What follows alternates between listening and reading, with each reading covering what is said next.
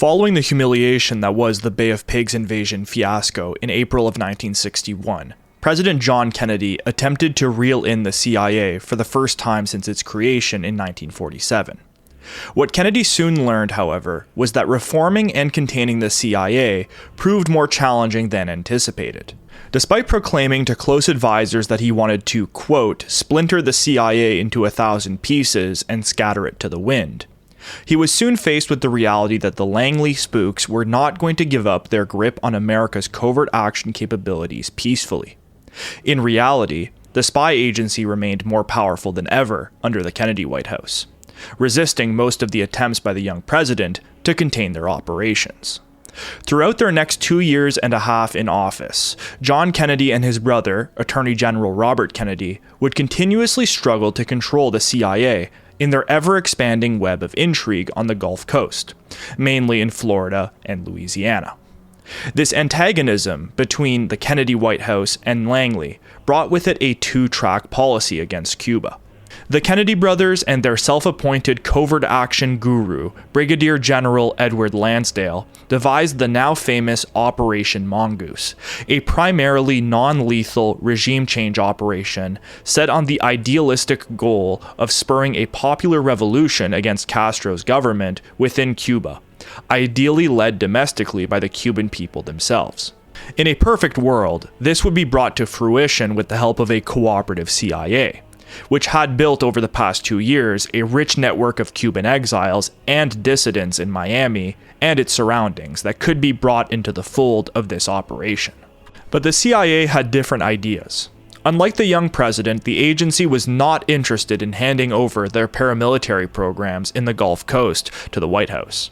Beyond the goal of killing Castro, these operations had allowed the agency to build up tremendous power domestically, in the southern rim of the US over the past decade.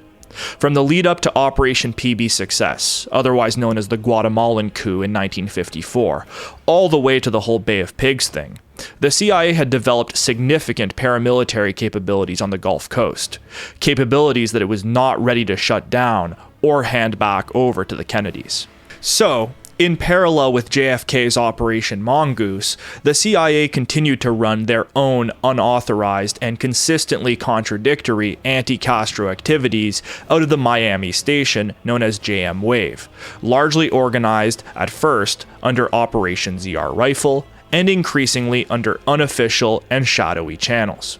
Despite mounting pressure to close down these targeted assassination and guerrilla training operations by the Kennedy brothers, especially into 1963, CIA-sponsored and privately funded anti-Castro plots proliferated like mad across the post-Bay of Pigs, Florida, and Louisiana coasts. From April 1961 until ultimately the young president's death in November 1963, the Gulf Coast continued to be an absolute hotbed of paramilitary activity. An endless labyrinth of mirrors and deception, where plotters often found themselves unknowingly embroiled in other overlapping plots, conducted by strange or unlikely allies. It has been speculated by countless researchers that this morass of covert activity in the Caribbean would come to spawn the final plot, the one that killed JFK. A plot that I will be slowly advancing towards throughout Season 3. So today, and over the upcoming months, as we approach that fateful day in Dallas, I will be diving headfirst into this swirling nexus of skullduggery and deception, largely concentrated around the CIA's JMWAVE station in Miami, Florida, the largest US spy base in the world at the time, and the center of intrigue for the CIA in this claustrophobic power center. With the failure of the Bay of Pigs invasion, JMWAVE was also put through forced reorganization. But as we will see, reorganization was not necessarily a bad thing for the CIA spooks, as the corruption was already deep-seated, and a changing of the guard largely meant much of the same. And that was certainly the case on the Cuba show at the CIA, as the Kennedy shakeup elevated the careers of the new class of covert operators who had patiently been waiting for the retirement of the old guard. Today I will be starting Eyes Wide Open Season 3 with a primer episode, outlining the changes brought on by the Kennedys to the CIA, and with a general overview of the Kennedys' relationship with their spy agency in the immediate Bay of Pigs aftermath. As of today, we are moving on from the Allen Dulles era of the agency, an era that largely encompassed all of the events I've covered on this channel so far. Now we move towards the second iteration of the CIA, as JFK attempted to shake up the spying apparatus of the United States. As we will see, this was a harder task than he or his advisors could ever imagine, a burden that he would carry until his untimely death. Welcome to Eyes Wide Open Season 3, The Road to Dallas. I will do my level best to stand up for freedom and democracy around the world by keeping the United States of America strong and by keeping our eyes wide open as we welcome change in the world, but keeping our eyes wide open.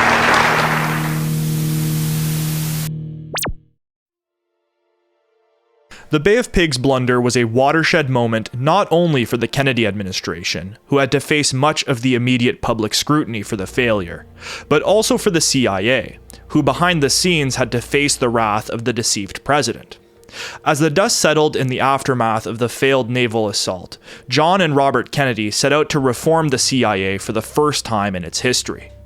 Director of CIA Allen Dulles, who by this point had been in the position for nearly 9 years, which remains, by the way, to this day the longest tenure in the role, was forced to resign by the end of the year. On November 28, 1961, 7 months after the Bay of Pigs, Kennedy presented Dulles with the National Security Medal, an award created in 1947 alongside the creation of the agency itself as the highest honor bestowed to U.S. intelligence officers. The next day, November 29th, the Kennedy White House publicly released a resignation letter signed by Dulles himself. It was his last day at the agency. Allen Dulles' forced exit from the CIA sent shockwaves throughout the intelligence community.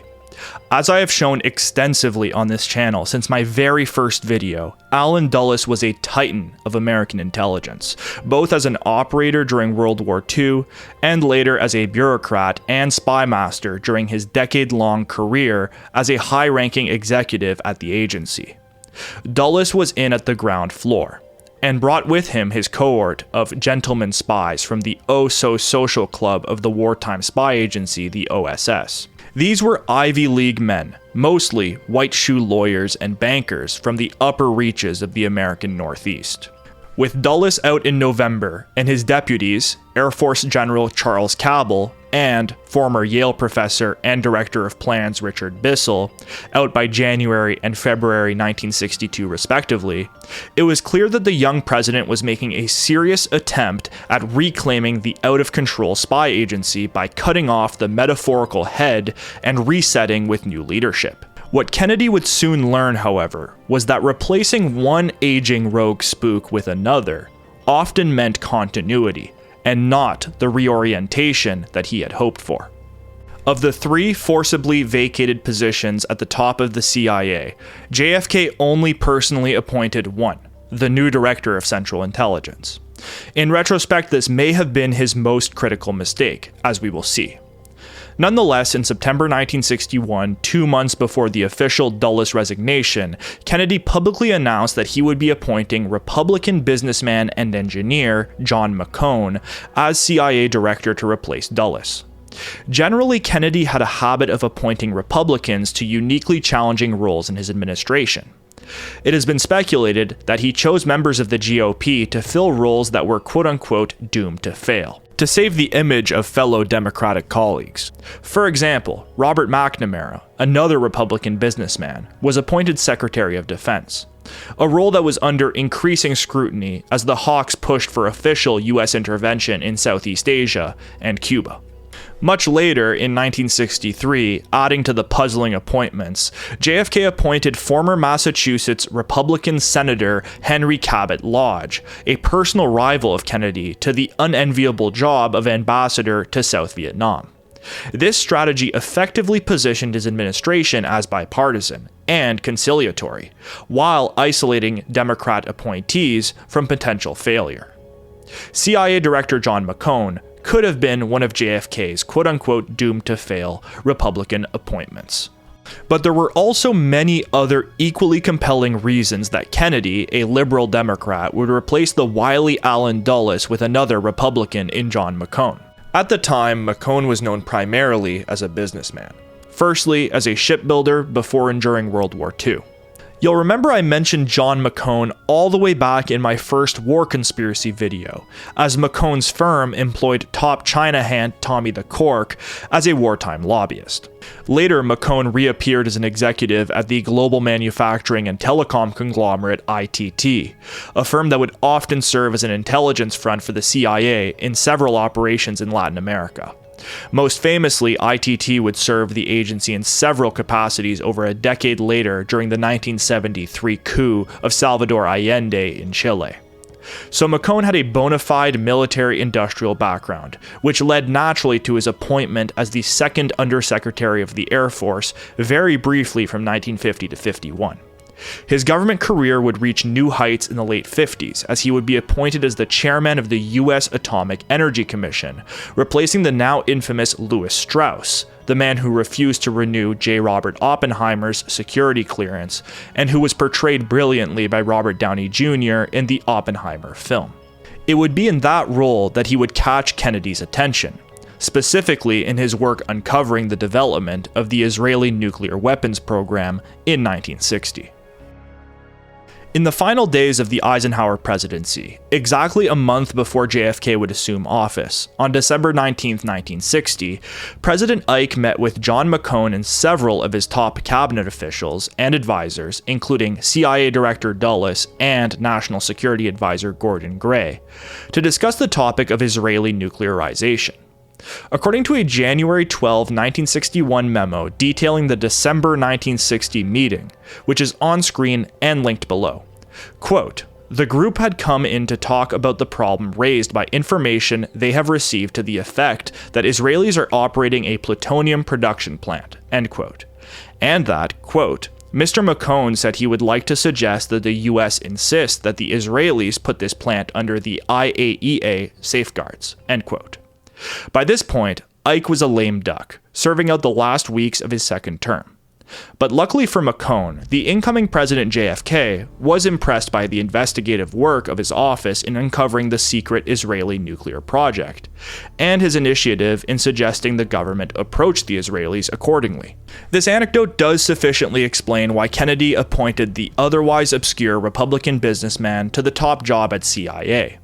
His performance at the Atomic Commission proved his trustworthiness and loyalty to the country, and ideally to the young president.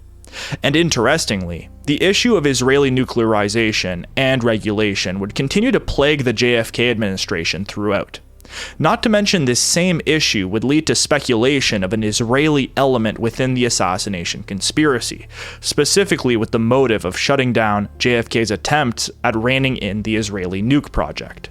I will get into that quite a bit later. But as it would have it, the maverick McCone would struggle and largely fail throughout his tenure as CIA director to successfully impose his and the Kennedy brothers' prescribed policy vision on the agency, as internal opposition at the CIA to the new Kennedy program would push the spy agency to continuously circumvent the president and their new top boss's orders. Although Dulles had been replaced with a relative Kennedy loyalist in John McCone, the other two vacancies at Langley were a mixed bag. These two men, Deputy CIA Director General Charles Cabell and Deputy Director of Plans Richard Bissell, had been Allen Dulles' main point men on Cuba. Cabell, and especially Bissell, who as Deputy Director of Plans was specifically in charge of covert operations, were the ones to actually draw up the Bay of Pigs operation and to effectively move assets around in order to orchestrate the invasion. If Kennedy was looking for the rogue element of the CIA that had ushered in the paramilitary explosion in the Caribbean, these two top executives at the agency were some of the most complicit. Cabell, as Deputy Director, was eventually replaced with Lieutenant General Marshall Carter, who had previously served as an aide to General George Marshall while he was Army Chief of Staff during World War II, and followed him as an assistant while he was serving as Secretary of State and Defense during the Truman administration. Not much has been written about Marshall Carter's time as Deputy CIA Director. He served for 3 years, from April 1962 to April 1965, and if he's mentioned at all, it's usually in a throwaway line. If anything, his omission in the sources I've read anyways indicates that Carter was somewhat of a non-entity during this time in the deputy director role. The young president had much more to be concerned about regarding the replacement of the conniving outgoing director of plans, Richard Bissell. Bissell had been the main architect of the Bay of Pigs operation, bringing back the same team that had successfully undertaken the Guatemalan coup d'etat in 1954, this time to undertake the failed invasion. Not to mention that the outgoing DDP had also been the one to put into motion the CIA's alliance with organized crime elements in their ongoing attempts to assassinate Castro. If JFK wanted to point to one major culprit for the operational blunders of the recent Bay of Pigs fiasco, Bissell was a top contender. Seemingly out of good faith, or maybe out of fear of retaliation, Kennedy offered an olive branch to Dr. Dick Bissell, offering him a new role at CIA as the head of a new science and technology department. He even allegedly offered the former Yale professor to head the development of what would eventually become the Lockheed A-12 spy plane, the replacement for the aging U-2. I will remind you, alongside his duties as director of plans, Richard Bissell also headed the CIA's spy plane and Corona spy satellite programs. This placed Bissell at a crossroads between the covert action of the CIA and the burgeoning military-industrial complex. So Kennedy's offer of the top job at a new science and tech department at CIA seemed reasonable, and JFK likely viewed this as a good opportunity to disarm the former covert operations expert, while allowing him to maintain his dignity. Ultimately, Bissell declined the offer, and by February 1962, he was also gone from the CIA, taking a job at the Institute for Defense Analysis, a Pentagon-funded think tank that offers advisory services on military R&D projects. A very similar position to what he would have gotten at CIA under the Science and Technology Department, but without the oversight of the weary president and his hand-picked director. It was Bissell's chosen replacement that should have signaled to the White House that despite their efforts at reorganization, the CIA appeared to have no desire for reform. On February 17, 1962, Richard Helms was elevated to the top covert operations position at CIA. Helms had somehow completely skirted any association with the Bay of Pigs fiasco from his high perch, largely overlooking operations in Europe. To outsiders such as the Kennedy brothers and their Camelot advisors, Helms appeared to be a fresh face for the Directorate of Plans, and a marked shift away from the clique that had developed the doomed-to-fail invasion. However, as the White House soon discovered, Helms's appointment allowed the old boys to remain in control of their agency, for the time being anyways. Maybe aside from Allen Dulles and counterintelligence chief James Jesus Angleton, Dick Helms remains arguably the most enduring symbol of the CIA's WASP old boy origins. Born in Pennsylvania as the son of Herman Helms, a corporate executive at Alcoa, one of the world's largest aluminum producers, Dick Helms came from the same upper-crust background as his other old boy colleagues. Although his father Herman was a fairly successful businessman in his own right, Helms's pedigree came first and foremost from his maternal side, primarily from his grandfather, the famous international banker Gates W. McGarrah. McGarrah most notably served as the first president of the Basel, Switzerland-based Bank for International Settlements, from its creation in 1930 until 1933. BIS, as it was known, was originally founded to facilitate Germany's reparation payments outlined in the Treaty of Versailles. BIS, which still exists to this day as one of the major global central banks, is most known for its work after McGarrah's leadership, laundering Nazi loot during World War II. This was done under the leadership of American banker Thomas McKittrick, whom I first covered in Part 2 of the History of the CIA series, due to his close personal friendship with none other than Allen Dulles. These close connections at the upper reaches of the financial elite serve to exemplify how the young Richard Helms came from much the same world as his future CIA colleagues. His descendants from the prominent McGarrahs placed him within the ranks of Wall Street royalty, and made his entry into the elite world of the early OSS and CIA seamless. According to John Prados in his book The Ghosts of Langley, Helms's father made the timely decision to cash out his stock before the market crash of 1929, and thus the younger Helms was unaffected by the hardships of the Great Depression. As a boy in the early 1930s, he studied at the prestigious Institut Le Rosey in Switzerland, an elite boarding school that hosted the children of aristocrats, world leaders, and the world's top businessmen. There, he likely developed his expensive taste and Europhile attitude that would follow him throughout his career. I should also note here that Helms attended Le Rosey at the same time as the future Shah of Iran, Mohammad Reza Shah Pahlavi, and allegedly the two became friends. This was the beginning of a lifelong affinity between Helms and the Pahlavi dynasty of Iran, themselves the beneficiaries of substantial CIA support over their reign. In 1953, the CIA would help overthrow the democratically elected government of Prime Minister Mossadegh of Iran to reinstall the tyrannical Shah. By this point, Helms was serving the Directorate of Plans at CIA, and he was surely happy his old schoolboy pal was given a hand by the agency. But it wouldn't be until 20 years later in 1973, only a couple of months after Helms was forced to retire from his role as director of CIA, that he would officially reunite with Mohammad Reza Shah. On April 5, 1973, President Nixon appointed the outgoing spy master to be his ambassador in Tehran, serving in that capacity for over 3 years until December 1976. In this role, according to Joseph Trento, Dick Helms helped secure a steady stream of weaponry for the increasingly unstable Shah from his old colleagues at CIA. These colleagues included men such as Ted Shackley, Thomas Clines, and the roguish Ed Wilson, the likes of whom sketched the early arms trafficking networks that would evolve into Iran-Contra a few years later. But before Helms became the consummate spy master that we know him as today, like so many future OSS agents, he started his career in journalism at UPI in the late 30s, where he worked throughout Europe as a correspondent until the start of the war. After the US entry into the war in 1941, Helms volunteered for service. First posted as a naval reservist in the New York Command Center, he was quickly approached by German UPI bureau chief Friedrich Exner. Exner allegedly proposed that the young Helms join the newly formed Office of Strategic Services, the US's wartime spy agency directed by Wall Street lawyer Wild Bill Donovan, specifically in a new propaganda unit.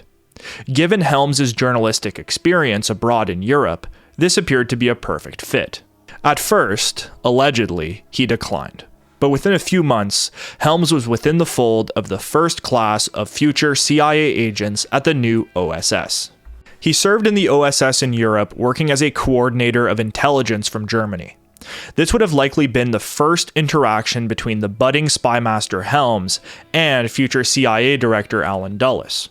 During World War II, Dulles was producing some of the most valuable intelligence regarding Nazi activities from his post in Bern, Switzerland.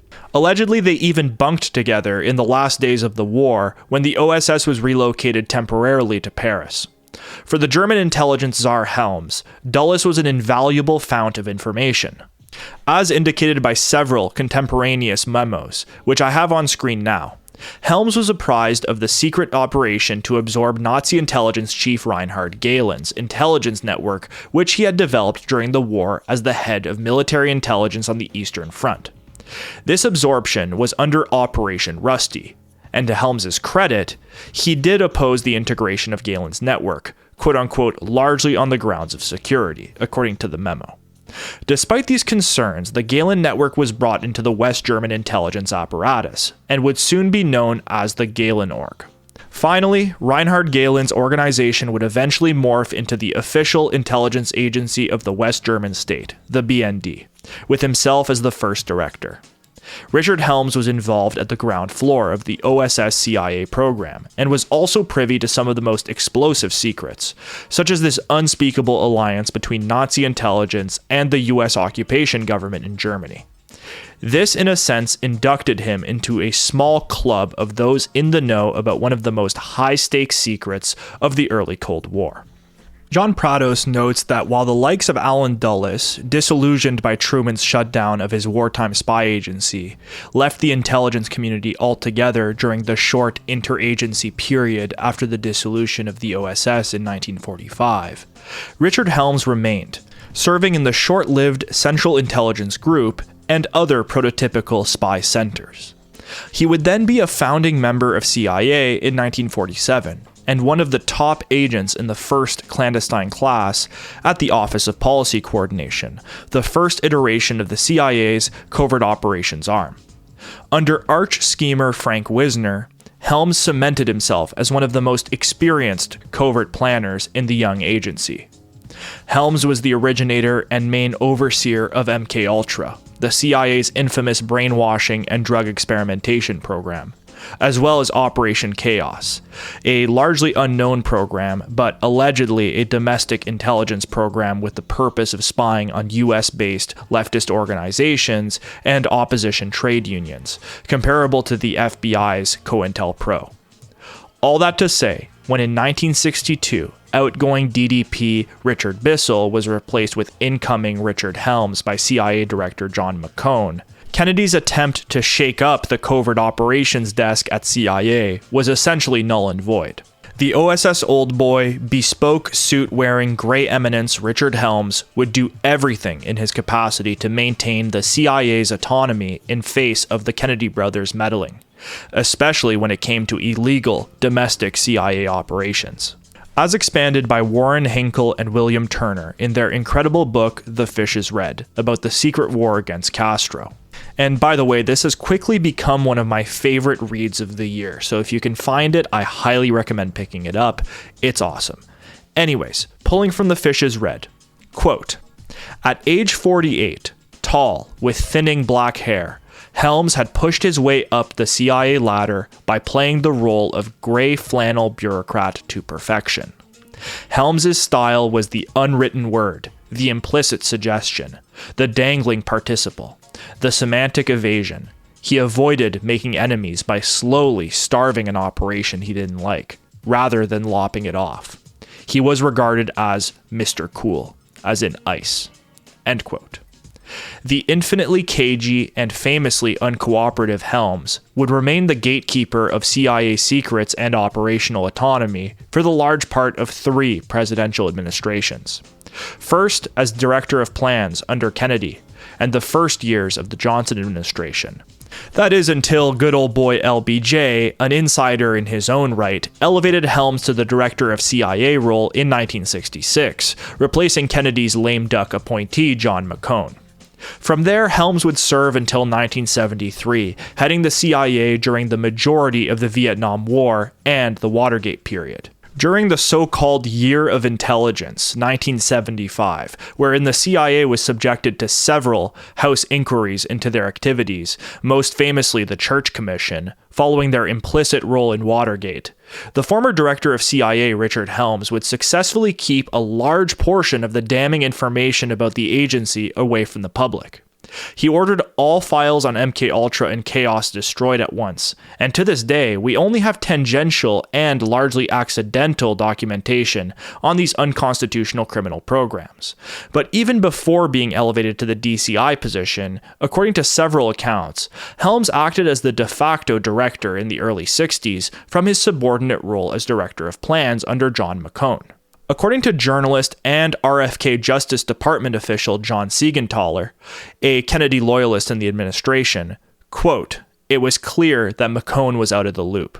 Dick Helms was running the agency," end quote.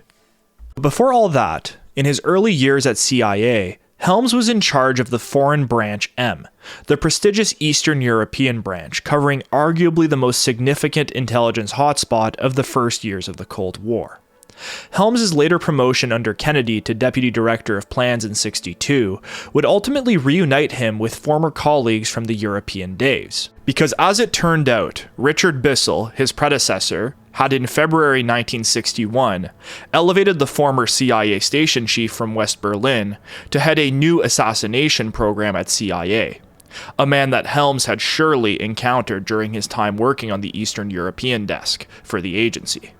After spending 8 years in charge of the busiest CIA station in the world at the time, in the divided German capital, William King Harvey was called back to Washington, D.C. to head the CIA's quote-unquote executive action program known under the cryptonym ZRRIFLE. And early the next year, in 1962, new Director of Plans Dick Helms would place Harvey at the top of Task Force W, the CIA's Cuba Action Group. And as we will see later, Helms would lean on Harvey and the JMWAVE station to proceed as they had before in their anti-Cuba operations, in defiance of the president. What ultimately ended up manifesting under Kennedy's short presidency after the Bay of Pigs mess was something of a two-track policy on Cuba.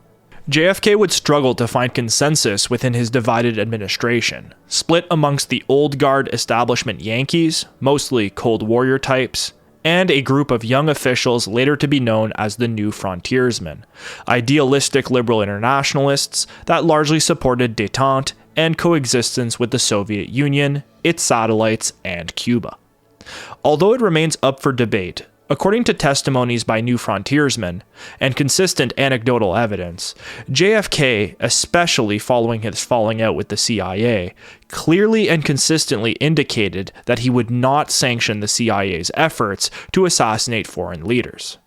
I say this is up for debate because there is a certain revisionist strain within Kennedy-era research that posits a certain quote-unquote dark Camelot narrative, wherein JFK sought in reality, amongst other dirty tricks, to assassinate foreign leaders much like his predecessors. Conspicuously, much of the evidence of JFK's sanction of assassination comes from people who were themselves intrinsically linked to the CIA's ZRRIFLE program. Figures such as Bill Harvey, the ZRRIFLE czar, and Ted Shackley, the CIA station chief in Miami. JFK adhered to the golden rule of international politics, that being, simply, rulers of countries do not kill rulers of other countries. This is the golden rule because what could be done to them, i.e. an assassination, could also be done to the leader ordering it themselves. JFK described this to his aide, Dick Goodwin, stating that he opposed assassination schemes, stating, quote, "We can't get into that kind of thing, or we would all be targets," end quote. Kennedy had shown already in his short time as president that he was shaken by assassinations of foreign leaders. This famous photo, taken February 13th, 1961, weeks after he took office, shows JFK looking devastated as he hears the news for the first time of the slaying of the Congo's post-independence nationalist leader, Patrice Lumumba, some 4 weeks earlier. Lumumba, a nationalist and not a communist, had been killed at the hands of Belgian and CIA-backed militias in the breakaway state of Katanga. We know now that the CIA had conceived of several plots to assassinate Lumumba, using poisons developed by Sidney Gottlieb and his technical services shop at Langley. It was, however, not the CIA who ultimately assassinated Lumumba, but Belgian-backed rebels. The Belgian government even formally apologized in 2002 for their role in the slaying. The killing of Patrice Lumumba on January 17, 1961, some 3 days before JFK entered the White House, served as an ill omen for the days to come for the new frontier president. Yet at the CIA, the assassination programs conceived before JFK's entry into the Oval Office would proceed quietly, despite continued urging from the president to cease such activities. There were even indications that some of the president's White House secretaries and advisors potentially knew about and hid the fact that the CIA had been developing so-called quote-unquote executive action capabilities over the past couple of years, and was continuing to do so despite JFK's opposition. These would come to include the president's own brother, Attorney General Robert Kennedy, who, as we will see later, held less reservations about the use of assassination plots to dislodge Castro. Whereas John Kennedy was vocally opposed to executive action directed at foreign leaders, Bobby's view on the subject was a bit more lenient. Bobby would, of course, come to oppose assassination programs following his brother's untimely death, allegedly at the hands of some of the very elements that his office tacitly promoted. Yet in 1961, having been assigned to oversee the White House anti-Castro operations, Bobby appeared to be open to such executive options in his singular mission to bring down the Castro government in Cuba. As we will see, he may have even sanctioned the continued use of mafia figures in CIA murder plots, amongst other controversial operations. RFK's openness to using assassination as a tool of statecraft does often get unfairly projected onto his president brother. as I will show, this does not paint an accurate picture of John Kennedy's own personal position on the matter of US-sanctioned murder programs. This divergence in policy between the president and his cabinet is exemplified by Hinckle and Turner in their book The Fish is Red.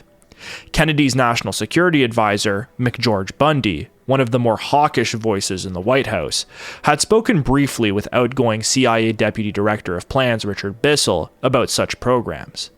Bundy, naturally, kept this to himself. The influential national security advisor had less qualms than the man he was serving on the topic of international assassinations. It happened as well that Mac Bundy and outgoing CIA Deputy Director of Plans Bissell actually knew each other before their timely reunion in the early Kennedy years. Dr. Bissell had taught the pupil Bundy, while Bissell himself was a professor at Yale before his time at CIA. McGeorge Bundy and his brother William, both former students of the spy master Dr. Bissell, came from the highly established Yankee Bundy family, a long-standing New England family of prominent lawyers, politicians, and public servants. The Bundys exuded the same Yankee ethos as the Georgetown Blue Bloods that made up most of the Kennedy administration and, incidentally, also the early CIA. All three Bundys, the father Harvey and his sons McGeorge and William, attended Yale, and all three were members of the ubiquitous Skull and Bones Secret Society, which was a key gateway to the CIA and spycraft in general for many young spooks. Harvey Hollister Bundy, the father, laid the groundwork for his sons' future government careers as he served under various posts under the legendary Henry L. Stimson, serving first as the Assistant Secretary of State in the 1930s under Stimson in the Hoover administration, and then under Stimson again when he was Secretary of War in the FDR administration. Stimson, the Bundy's father's mentor and boss, also a Yale Skull and Bonesman, would serve in high positions in 7 presidential administrations. During his nearly 5-decade-long government career, Stimson would mentor and shape the incoming class of early Cold Warriors in what became colloquially termed Stimson's Kindergarten. This is all according to Chris Milligan in his 2000 article titled Skull and Bones, which I've linked down below as part of a massive Skull and Bones history PDF document that I recommend checking out if it interests you.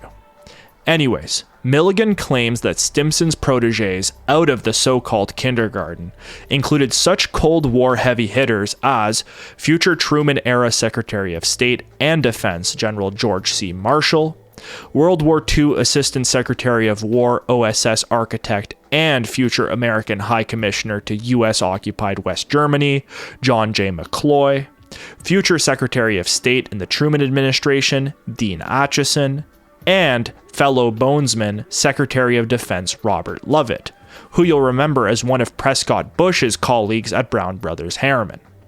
And of course, included in this so-called kindergarten were the aforementioned Bundy brothers themselves, William and McGeorge, who would emerge as 2 of the most influential political operators in Washington, D.C. in the early to mid-1960s. With the right East Coast pedigree and the Stimson endorsement, the Bundy brothers were set on a fast track to the upper echelons of power. William Bundy, the older brother, would follow the route that so many had before, from Yale Skull and Bones directly into a career at CIA, after a few cursory years working as a lawyer at Covington and Burling.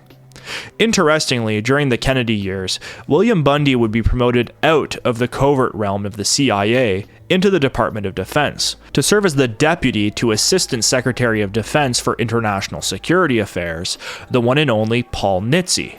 You'll remember Nitze from the War Conspiracy series as the man who penned NSC 68, which laid out for the first time the policy of rollback within the Cold War policy paradigm. Interesting to note that William Bundy would remain under Paul Nitze as the latter was elevated to the Secretary of Navy position on November 29, 1963, 7 days after Kennedy's murder. Nitze, the rollback theorist, would be Secretary of Navy when the Gulf of Tonkin false flag event precipitated American involvement in Vietnam in August of 1964, an event that saw 2 alleged attacks by Vietnamese patrol boats on U.S. Navy ships off the coast of North Vietnam. U.S. Navy ships that I'll remind you were under Nitze's purview as Navy Secretary. And maybe most notably, despite the questionable circumstances of the attack, and later confirmation of the false flag decades later, the Gulf of Tonkin incident gave the Johnson administration just cause to enter Vietnam unilaterally with official U.S. Army troops, essentially paving the way towards the Vietnam War. A war that was set on rolling back communist North Vietnam, just as Navy Secretary Paul Nitze had drawn up in the NSC 68 proposal a decade and a half earlier. His deputy at the time was Bill Bundy, the ex-CIA man whose younger brother in the White House would be one of the architects of the early stages of that upcoming war. And said younger brother, McGeorge Bundy, is of special interest to us as we turn back to the Kennedy years and the Cuba show. Although never an official CIA employee like his brother, McGeorge Bundy did get formal intelligence training during World War II when he served as an intelligence officer in the U.S. Army serving in Europe.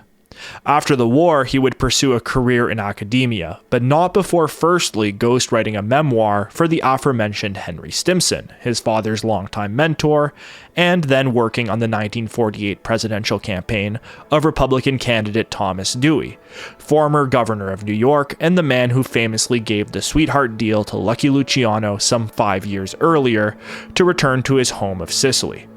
Interesting that Dewey keeps popping up in pretty much every Eyes Wide Open video. I just wanted to note that because he seems to just poke his head in the most strange places. Anyways, after Dewey's surprise defeat to the incumbent Truman in the '48 election, the young McGeorge Bundy dove headfirst into the Ivy League world that had shaped him. Appointed to the Rockefeller-dominated Council on Foreign Relations, and later becoming a tenured professor in 1953 in the Department of Government at Harvard University, where he served alongside another Rockefeller-sponsored academic, the one and only Henry Kissinger. He was 34 years old at the time and the youngest person to be given tenure at Harvard until 2019. Interestingly, only a couple of years after he was given full professorship at Harvard, Bundy's colleague Kissinger would be called by their mutual benefactor Nelson Rockefeller to join the Special Studies Project, a multi-panel work that I've covered before on this channel, that set out the main blueprint of a quote-unquote limited war, i.e., the future Vietnam War. So to recap, here we have both Bundy brothers coming into close orbit of the fundamental theorists of the militarized Cold War and the upcoming Vietnam War. William Bundy serving under Paul Nitze, the author of the infamous NSC 68, and McGeorge Bundy working alongside Henry Kissinger, a major author of the Special Studies Project. So it may be unsurprising to assert that both Bundys would remain influential within the early Johnson White House, when escalation in Vietnam was seen as inevitable. But it was really Kennedy who elevated McGeorge Bundy to his first real government position in January of 1961 as his national security advisor, serving in the role into the Johnson years until February of 1966. In the new role, Mac Bundy would oversee the transformation of the newly created National Security Advisor role from a somewhat marginal advisory position under President Eisenhower into what it has become today, one of the most influential national security posts in the entire government, with direct access to the president's ear at almost all times. The position was technically created under the Truman-convened National Security Act of 1947, the same act that created the National Security Council, the U.S. Air Force, and the CIA. But the position would not be institutionalized until 1953 under President Eisenhower, with his appointment of Robert Cutler as the first White House-level National Security Advisor. But as I mentioned before, under Ike, the position remained fairly marginal, with the general going through 4 different advisors, including Robert Cutler for 2 non-consecutive terms, throughout his presidency.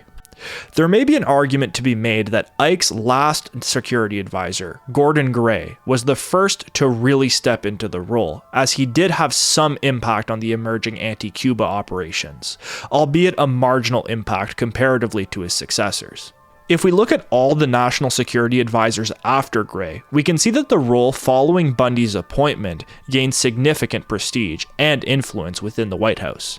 Almost all of these men and women can be attributed to significant policy directions of their respective administrations. I'd also be remiss if I didn't mention the fact that McGeorge Bundy represented the first of a series of national security advisors that came out of Rockefeller-affiliated institutions. Bundy, Kissinger, and finally Brzezinski, to name a few, all emerged from the Rockefeller-sponsored policy shops at the Council on Foreign Relations and Harvard University, and all had an outsized and hawkish influence on the presidents they served. For McGeorge Bundy, in the early years of the Kennedy White House, before the situation in Vietnam took center stage, the Cuba issue remained top of mind as far as national security was concerned. Importantly, Mac Bundy was included in the Special Group Augmented, the Kennedy White House's internal Cuba task force. But due to his long-standing ties and close proximity to several CIA old boys, including his own brother, he likely also had an inside view of the CIA's own internal plots against Cuba. In that sense, Bundy had a partial view of both tracks of the Cuba policy, run by both the White House and the CIA. Finally, JFK put his brother, Attorney General Robert Kennedy, in charge of the White House Cuba Task Force after the events of April 1961, in a similar move to Ike placing Nixon at the top of the Cuba program a few years earlier. At the time, RFK's office was already flooded with work relating to his ongoing nationwide investigation into organized crime and racketeering, investigations that gained additional impetus once he was elevated to the AG chair by his brother. Having served previously as an attorney in the late 1950s on the McClellan Committee with a crusading zeal, Bobby had already made a name for himself as a steadfast opponent of organized crime. This was especially true with regards to Jimmy Hoffa, as their rivalry became nationally famous. As AG, Bobby ramped up these inquiries, focusing his attention as always on Hoffa, but also on the likes of Carlos Marcello of New Orleans and Sam Giancana of Chicago. Somehow, despite the already bogged down Department of Justice, Bobby took on the Cuba show with an equal drive and singular vision. Although White House-sanctioned actions against Castro's Cuba came to a halt for the months immediately succeeding the Bay of Pigs invasion, by the end of 1961, the Kennedy brothers were ready to restart the machine. The CIA had seemingly been reorganized, with the last of the old Bay of Pigs senior staff out early the next year. It was time to start fresh. So in November 1961, JFK brought in an operator to work alongside his brother on the Cuba program. The man he brought in was one we encountered half a decade ago in our timeline, the one and only Edward Lansdale.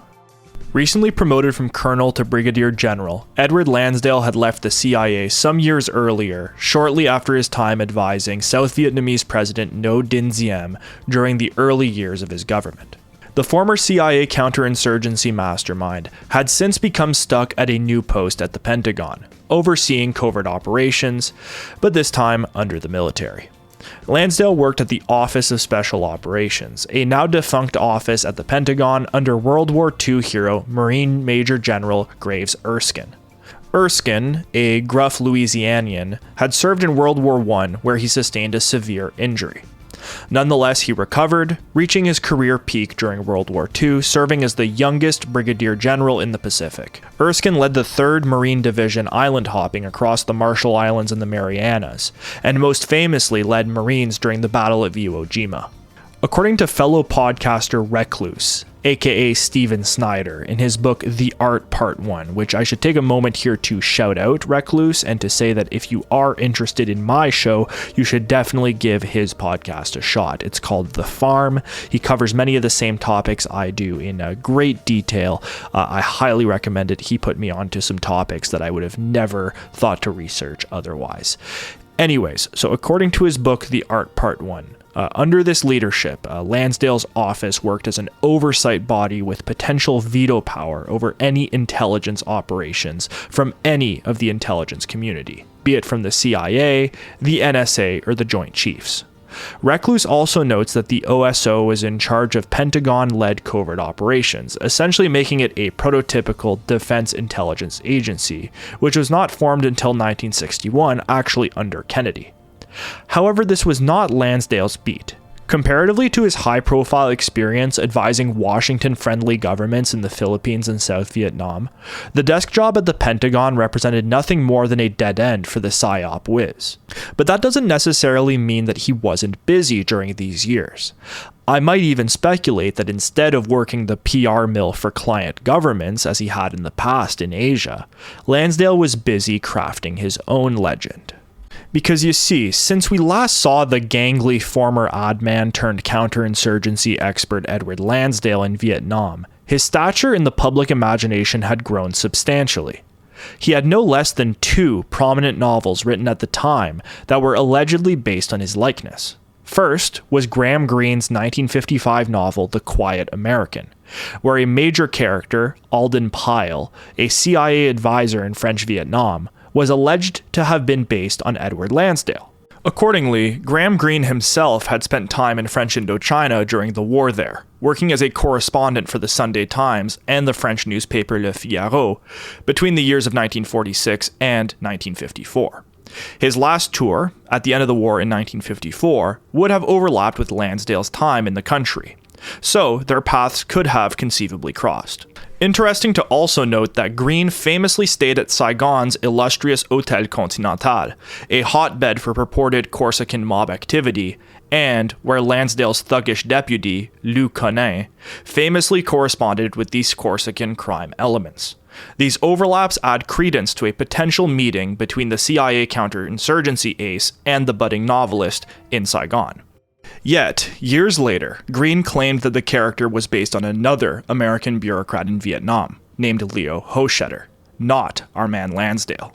Nonetheless, the association between Greene's character and the Pentagon-bound Lansdale persisted at the time, increasing the public recognition of Washington's favorite PSYOP man. Reportedly, Lansdale was not too pleased about his alleged portrayal in Greene's critical novel as the duplicitous Alden Pyle character, forgetting the golden rule of advertising for a second, that all publicity is good publicity. Nevertheless, even though he was revealed to have not been based on the CIA Saigon chief, the ever-persistent Lansdale was later given an opportunity to remodel the image of the Quiet American to his liking. In 1958, The Quiet American novel, by now a bestseller, was adapted into a film for the first time by director Joseph Mankiewicz. Now, instead of faithfully adapting Greene's sober novel, which acted as a cautionary tale of American adventurism in faraway Indochina, Mankiewicz instead opted to adapt the plot of the novel into a celebration of American Cold War power abroad. And you'd never believe it, but according to Stephen Kinzer in his book Brothers, Mankiewicz elicited the help of none other than General Edward Lansdale, freshly back from Vietnam at his new post at the Pentagon, to act as an uncredited script advisor for the film.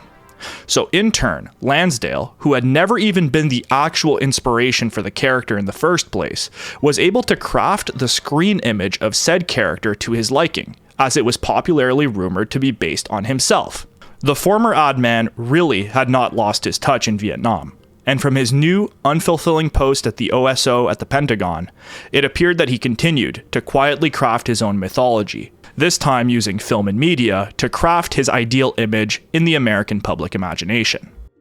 Well, if The Quiet American was not based on the Psy-War expert, the character Colonel Hillendale, from William Lederer and Eugene Burdick's 1958 novel The Ugly American, was clearly inspired by the real Colonel Lansdale. That remains pretty much unanimously understood.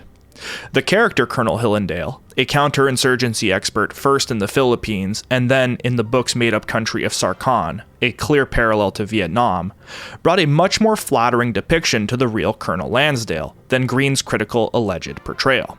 Now, as if his alleged depictions in both The Quiet American and The Ugly American were not enough, some years later in 1965, coincidentally, while Lansdale was just back in Vietnam for his second tour at the US Embassy in Saigon, the novel Yellow Fever by Jean Lartiguy was released, which also featured a character that was suspiciously similar to the by now well-known covert operator. Now let's take a step back here. Doesn't it seem strange that Edward Lansdale, the CIA PSYOP expert and former advertising executive, was popularly known as the inspiration for 3 characters in prominent contemporary novels? If you have researched Lansdale at all, these connections to the novels The Quiet American and The Ugly American specifically are unavoidable. Pretty much every biographical work, magazine article, journal article, or blog about Lansdale makes note of this fact, that he was the inspiration for contradictory characters in popular 1950s novels.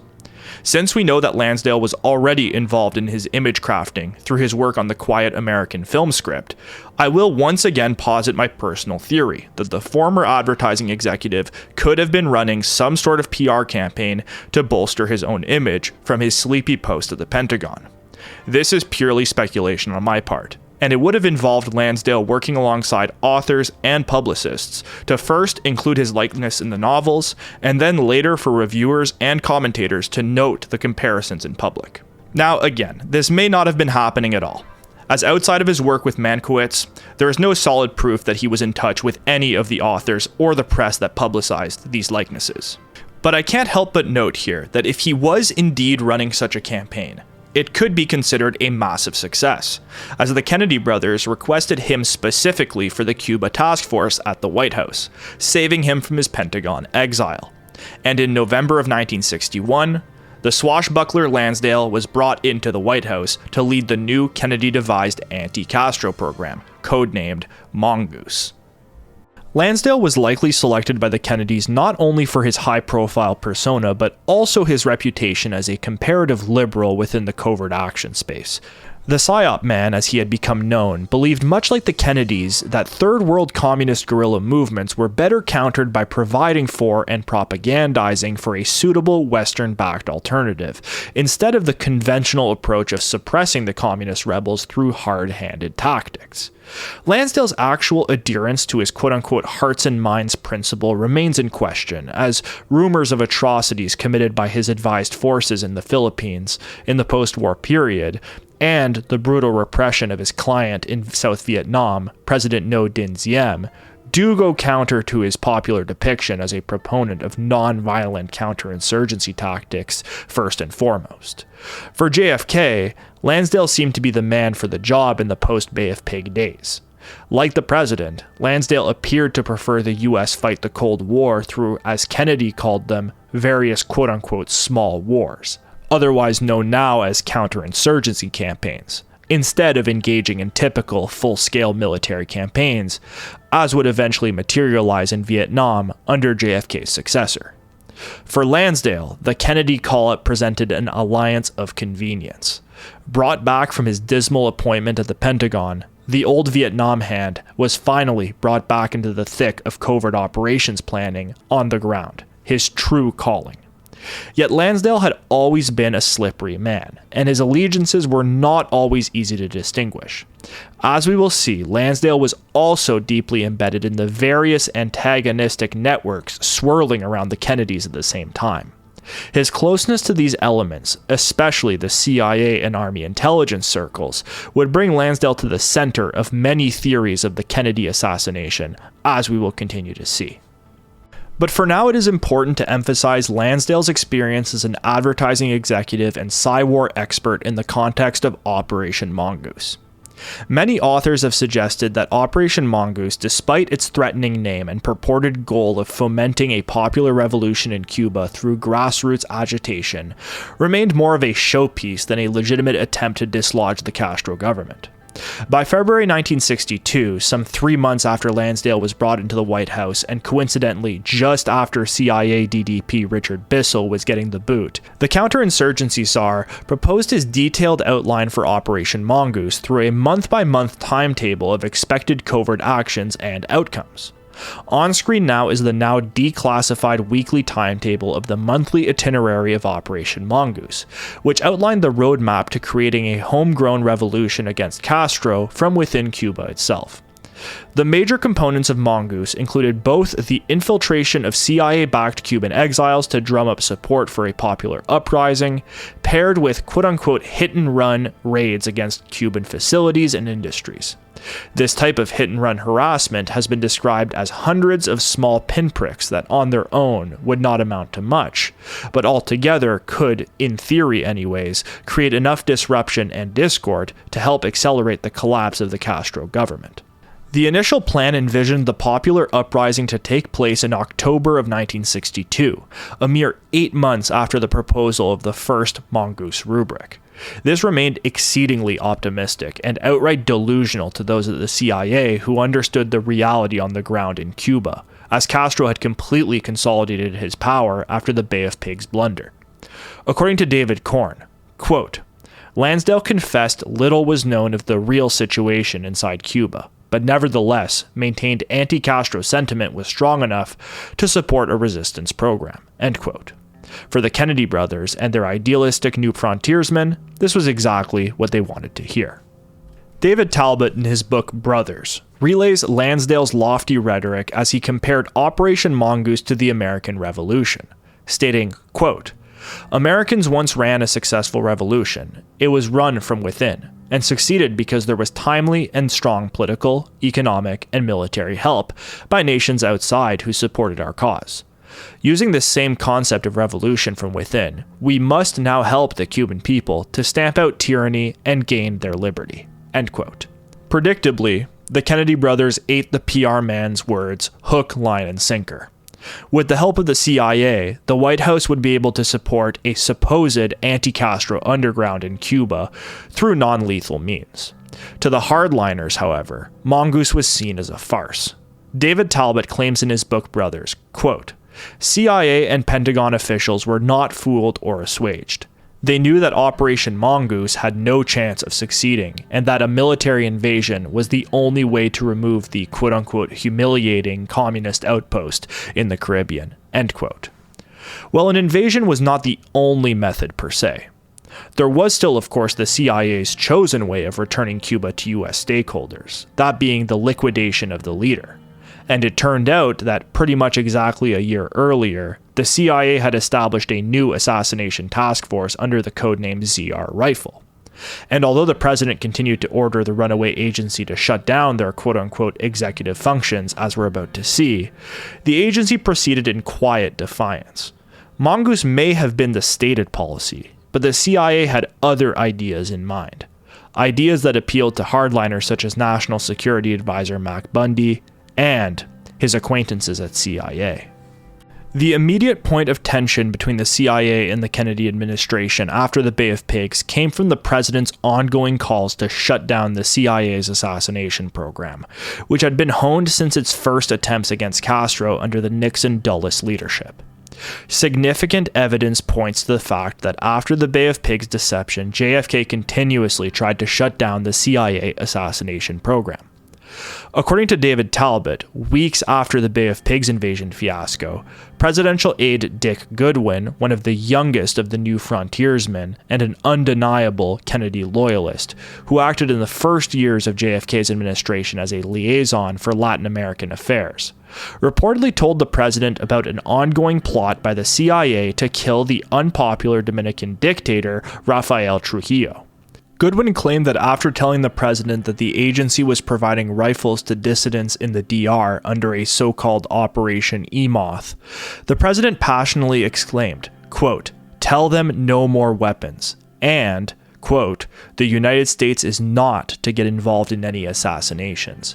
I'd like to get rid of Trujillo, but not that way," end quote. This interaction, by the way, is also mentioned in The Fish is Red.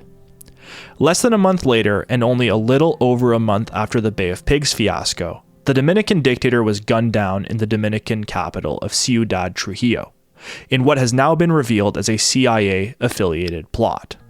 It became increasingly clear to Kennedy and his loyalists that the CIA was not about to willingly shut down their executive capabilities. Under the recently promoted William King Harvey, put in charge of Task Force W, the CIA's Cuba team, the spy agency had just institutionalized its previously unofficial assassination capabilities under Program ZRRIFLE. According to information made public during the 1975 Senate Select Committee with respect to intelligence activities, or more commonly known as the Church Committee, ZRRIFLE was originally launched in February of 1961, only about a month after Kennedy entered office.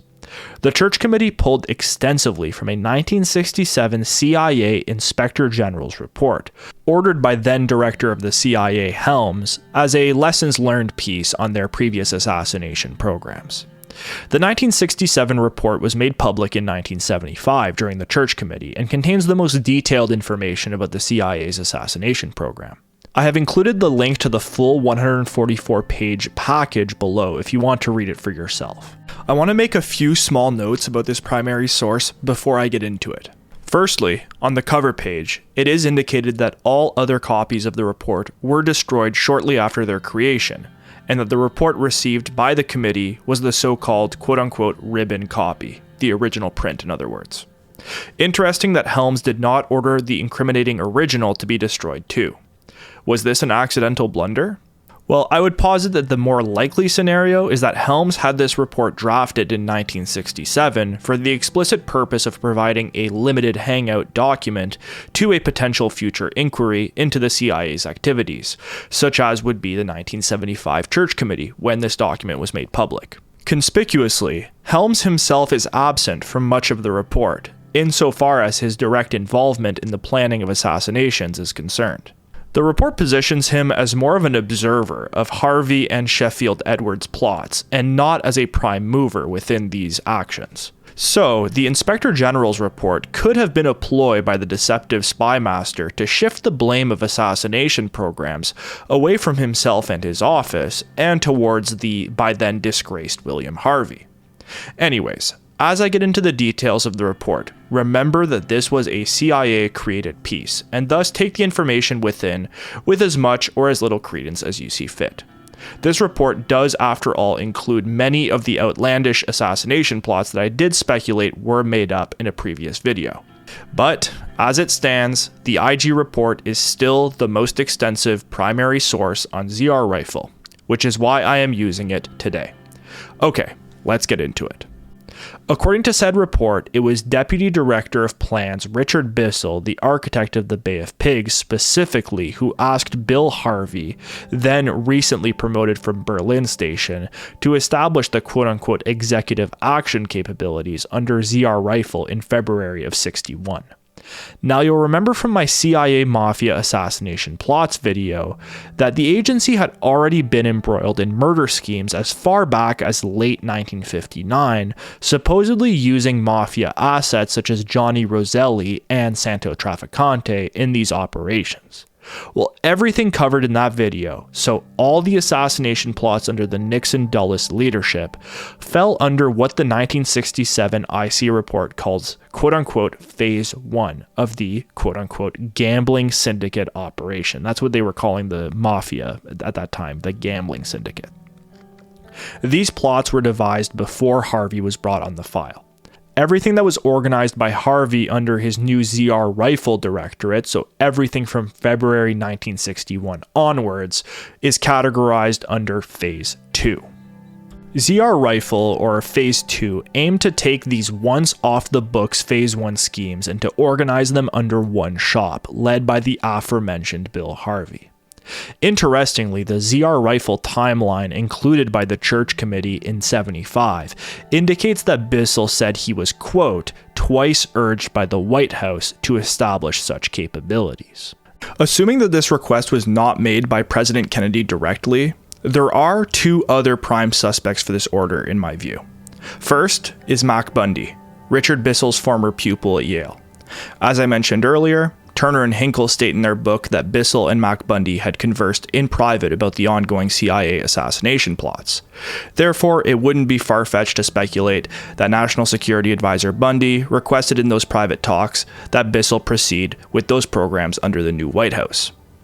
The other prime suspect, in my view anyways, was Attorney General Robert Kennedy. Although not primarily in charge of the anti-Castro operations in February, that wouldn't happen for another couple of months until after the Bay of Pigs, it is not wholly inconceivable that he would be the one to ask Bissell to proceed with the assassination plots, even despite them including mob elements. According to Douglas Valentine in his book The Strength of the Wolf, after his appointment by his president brother to head the Cuba show from the White House, Robert Kennedy continued to quietly approve and sanction covert assassination plots against Castro.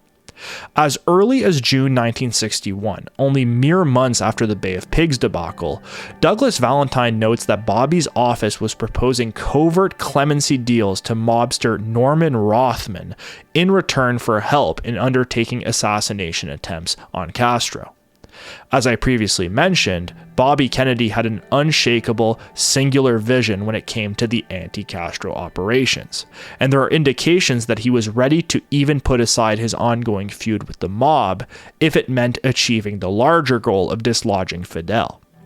So when Harvey stated that the White House urged Bissell twice to expand executive capabilities, we can assume quite convincingly that the orders were coming not from JFK, but from some of his more unscrupulous advisors, with prime candidates being either Bundy or RFK. Following these alleged calls by the White House to restart the assassination plots, Harvey would, according to the IC report once again, quote, take over the criminal syndicate contacts developed in Phase 1, end quote, in November of 1961, those being Johnny Roselli, Santo Trafficante, and the others discussed in my previous video, continuing the CIA's use of criminal elements within their operations.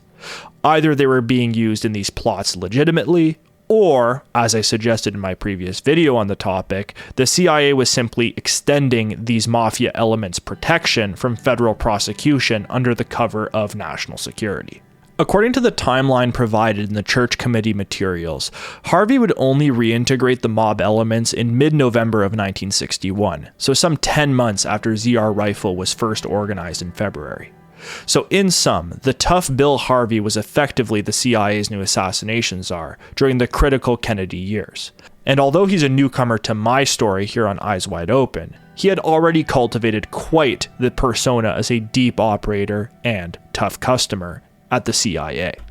A legendary figure within the young agency, Bill Harvey, like so many early working-level CIA operators, had started his career not with the OSS, but with J. Edgar Hoover's FBI. The gun-toting, heavy-drinking, brawny Indiana native joined the Bureau in December of 1940. Coincidentally, also in December 1940, future private intelligence agent and CIA assassination plot conspirator Robert Mayhew was recruited into the FBI as well. You'll remember him from my earlier video on CIA mob assassination plots as the Howard Hughes private operator who acted as a middleman between the agency and the collaborative mafia elements in the plot. For the purposes of our study today, both Harvey and Mayhew, FBI flunkies, would end up working in the burgeoning US intelligence complex from the mid-40s onwards. Harvey for the CIA, and Mayhew in a private capacity at his firm, Robert A. Mayhew and Associates. Interesting to note, however, that their paths crossed once again, as they were both involved in the CIA assassination program of the early 60s. Mayhew as an early Phase 1 cutout asset, and Harvey as a Phase 2 planner. Interesting also to note that, according to David Korn in his book The Blond Ghost, Harvey's time at the Bureau would come to an end in July of 1947, the same year that Robert Mayhew would end his time at the FBI as well. The official story for Harvey's retirement from the FBI was that he resigned following Director Hoover's orders for him to relocate to the Indianapolis FBI station, essentially a dead-end job. This was following a reported episode, relayed by David Korn, that Harvey had spent a night out drinking, a regular occurrence throughout his career, and had violated the FBI requirement to be on 2-hour call at all times. This does seem like an agreeable story at first, but when taken in combination with Mayhew's timely retirement, and both of these men's immediate work for the CIA afterwards, a different theory emerges. It appears in my estimation, and as I've speculated in the past, that J. Edgar Hoover may have been implanting Bureau moles into the newly created CIA.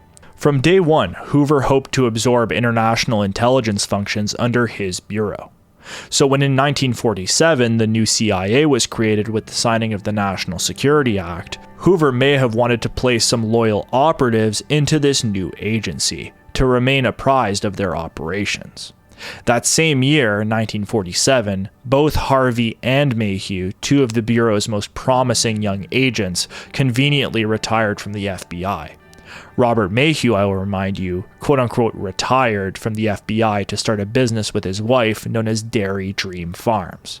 Once that act had been carried out long enough, he founded his own private intelligence firm, Robert A. Mayhew and Associates, and was immediately put on retainer by the CIA.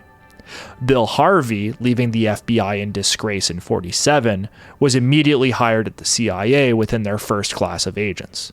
Harvey had left the everyman, rough-and-tumble FBI to join the dapper and elite CIA. Harvey's first role at the new spy agency was in the counterintelligence shop under the titan James Jesus Angleton. Quoting from David Korn, describing a constant tension throughout Harvey's career at the CIA, quote, "The match was not an easy one. The agency was animated by camaraderie and spirit of the establishment. The FBI was middle America. But Harvey had years of experience in the counter-espionage field that few, if any, in the CIA could equal." End quote. Harvey immediately made his star known at the CIA when in 1951 he would be the one to correctly identify British spy and MI6 CIA liaison in Washington, D.C., Kim Philby, as a Soviet double agent. The way the story goes, counterintelligence chief James Jesus Angleton, the main mole hunter at the agency, overlooked Philby as a potential Soviet agent due to their close working relationship during the war, while they were both posted in London, England, and their enduring friendship in DC afterwards. This conventional explanation for Angleton's blissful ignorance of his friend's role as a double agent has been supplanted by a more recent revisionist theory that posits that James Angleton may have himself been a double or even triple agent alongside his colleague Philby. Angleton's lackluster record in catching moles, well-publicized paranoia, and nearly 2 decades-long tenure as the head of the CIA's Israeli desk has led contemporary researchers to speculate that he may have been acting in a triple capacity as a Soviet and Israeli triple agent, all while officially employed at a top job at CIA. This opens a whole can of worms that I don't really have time to unpack right now. The history of Cold War counterintelligence in general is a hall of mirrors and deception, which requires intense scrutiny and speculation to reach any kind of semblance of truth. So I will leave this Angleton triple agent theory aside for now, but I definitely want to return to it at some point. What is relevant in this whole episode is that the new recruit Bill Harvey did successfully snuff out double agent Kim Philby in 1951, earning him immediate recognition and a promotion by the end of the year to heading the busiest spy base in the world, in West Berlin. Bill Harvey's legacy at the new CIA was in the making. The larger-than-life Bill Harvey has been solidified to this day as one of the most famous CIA agents from this period. Accordingly, the PR mastermind and counterinsurgency pioneer Edward Lansdale famously bestowed the nickname of the quote-unquote American James Bond to Bill Harvey when the two worked together in the early 60s on The Cuba Show. Since then, the nickname has stuck, and Harvey remains one of the archetypal CIA spies of the iconic Soviet-US spy games of the 1950s. But by 1961, Harvey had been taken out of the field in favor of a management job back at Langley, overseeing Task Force W, aka The Cuba Show, and ultimately the assassination program ZRRIFLE, as I've previously mentioned. There, using the JMWAVE station in Miami as his own small fiefdom, Harvey would direct the rogue operators in South Florida to continue to train the assassination teams and paramilitary forces that the Kennedy brothers sought to tamper. The clashes between the loudmouthed Harvey and the unflinching Bobby Kennedy were a near weekly occurrence, according to historians. But Harvey would not be the one to call the final shots in Miami. No. Harvey instead ordered for one of his top spooks from his time in Berlin to also make the jump over with him into the murky world of Caribbean intrigue. Soon enough, in early 1962, Harvey's former protege was elevated to the top spot on the ground at JMWAVE. the busiest U.S. spy station in the world. William King Harvey is depicted in most mainstream histories of the CIA, and while he remains a pseudo-celebrity in intelligence and Cold War history circles alike, next to the big talking Hoosier on the Cuba show, was another titan of CIA history that was just getting his real start in the Sunshine State. The man in charge in Florida often gets relegated to either a passing mention or often no mention at all in the very same history books that spend entire pages describing Harvey's grand persona.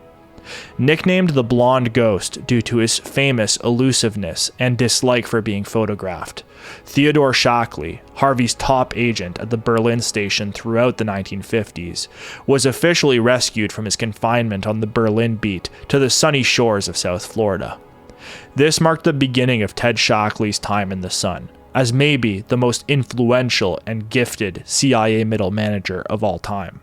Whereas the spooks of old worked their ways at cocktail parties and in smoke-filled rooms, the likes of Ted Shackley, a bureaucrat's bureaucrat, thrived in the dimly lit midnight office. Shackley's intense analytical mind and cold, uncompromising personality made him an invaluable yet almost invisible asset in the growing CIA. His time in Miami, as we will see, would put him on a course as a central part of the CIA's ongoing paramilitary revolution as the architect and planner of these unprecedentedly complex and sprawling CIA operations. It would only be a few years later that Shackley would be managing a full-scale war on behalf of the CIA in Laos, the first of its kind for the agency. But as we will see next time, Shackley differed in many key ways from his colleagues. From humble beginnings and with little to prove in the post-war years, the easily missable Shackley began to make his impact on the world of intelligence. Welcome to Eyes Wide Open Season 3. I hope you all enjoyed this first video, and if you did, please leave a like and a comment down below to let me know of your thoughts. First and foremost, I would like to thank all of my supporters on Patreon for making these videos possible. On screen now are my producer tier patrons. The video you just watched was first made available to them on January 22nd, 2025, so 9 months ago. If you wish to get early access to my content and to sponsor my work, please consider checking out my page on Patreon, linked below in the description. Earlier this week, I published the first part of a 3-part series I am producing on the making of modern Japan. This will complement some of the other videos I have made and plan on making, focused on the US occupation of Japan and the forgotten spy master, Army Intelligence General Charles Willoughby. That and several more hours of videos can be found on Patreon right now. Contrary to Season 2, that was very top-heavy with the Laos series at the beginning, Season 3 will be very bottom-heavy, with these first episodes serving as primers for what's to come. I took some liberties this year to delve into topics that I found were underexplored, which you will see later this year. For now though, I'm really just laying the groundwork of the milieu that we'll be spending the rest of the season in. As for example, in the next part, I will give a brief biography of Ted Shackley, the CIA station chief in Miami in the early 60s, Laos in the late 60s, and Saigon in the 1970s during the Phoenix program. He is a deeply fascinating figure in the CIA's history and will remain a consistent character in upcoming videos down the line. I also take a few detours to look at post-World War II Gladio stay-behind networks in Germany and Eastern Europe. I am really looking forward to sharing that with you all on the first Friday of October 2025. But for now though, that's all I've got for you today. So thank you all for watching, and remember to always keep your eyes wide open. Take care.